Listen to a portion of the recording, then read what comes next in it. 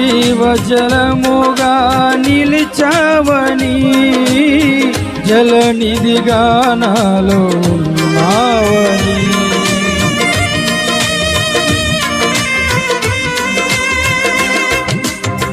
జనులకు దీవెనగా మార్చావని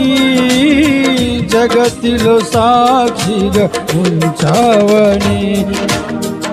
ఉత్సాహగానమునే పాడనా ఉత్సాహగానమునే పాడనా ఏదైనా నీ కొరకు చేసేందుకు ఇచ్చితివి బలమైన నీ శక్తిని ఏదైనా నీ కొరకు చేసేందుకు ఇచ్చితివి బలమైన నీ శక్తిని